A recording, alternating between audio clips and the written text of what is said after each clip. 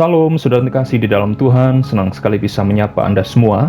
Semoga damai sejahtera Kristus menyertai dimanapun saudara berada.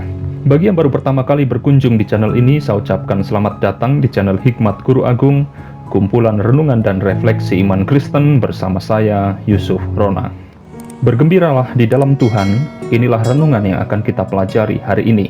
Saudara, di tengah kondisi dunia yang tidak menentu akibat pandemi COVID-19, di tengah banyaknya orang berduka akibat kehilangan keluarga, di tengah rasa jenuh, takut, dan frustasi yang mengintimidasi, melalui perantaraan Salomo, Tuhan mengingatkan kita, hati yang gembira adalah obat yang manjur, tetapi semangat yang patah mengeringkan tulang.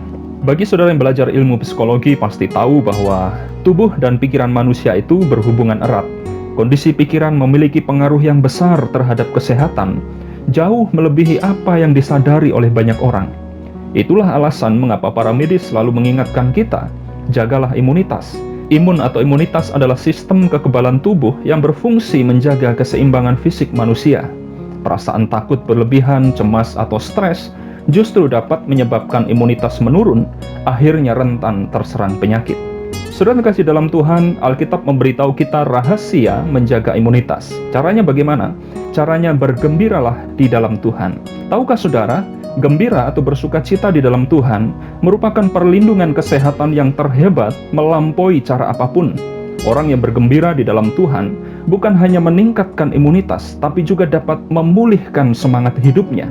Orang yang sakit secara fisik mungkin masih dapat bertahan hidup selama ia memiliki motivasi serta tekad hidup yang kuat. Namun jika ia sudah kehilangan semangat, pengharapan hidupnya menjadi lemah, maka kesehatan fisik yang dimilikinya pun tidak lagi berarti. Tepatlah firman Tuhan berkata, orang yang bersemangat dapat menanggung penderitaannya, tetapi siapa akan memulihkan semangat yang patah?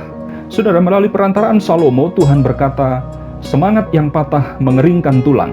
Semangat yang patah dalam teks ini tidak hanya berbicara tentang perubahan mood atau luapan emosi seseorang, tapi lebih dari itu, semangat yang patah berbicara tentang kegagalan seseorang dalam memaknai tujuan hidupnya.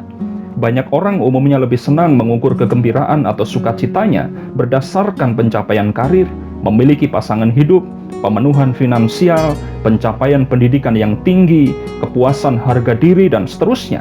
Padahal kegembiraan seperti itu tidak bertahan lama, bahkan ada limitnya.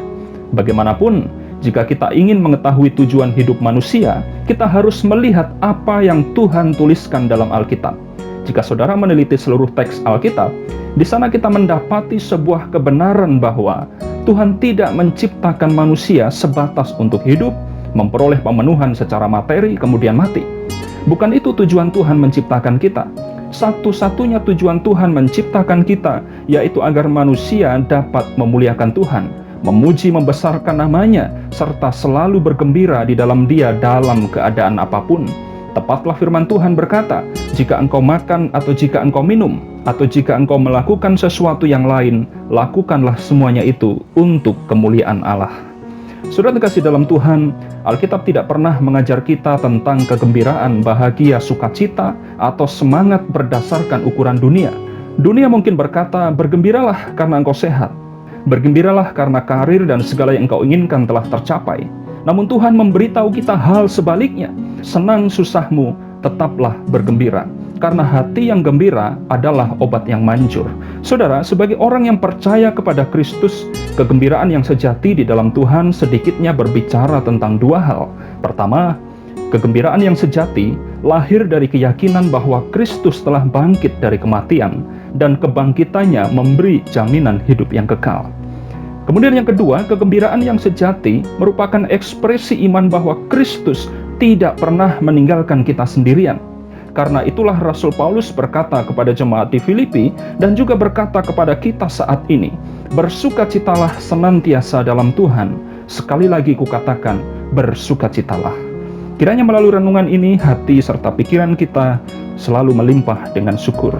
Bergembiralah selalu di dalam Tuhan, baik atau tidak baik keadaannya. Yakinlah bahwa dalam situasi apapun, Kristus tidak pernah meninggalkan kita sendirian. Ia ada bersama kita, menghibur, menguatkan, serta menolong hidup kita. Sampai jumpa dalam renungan berikutnya. Tuhan Yesus memberkati.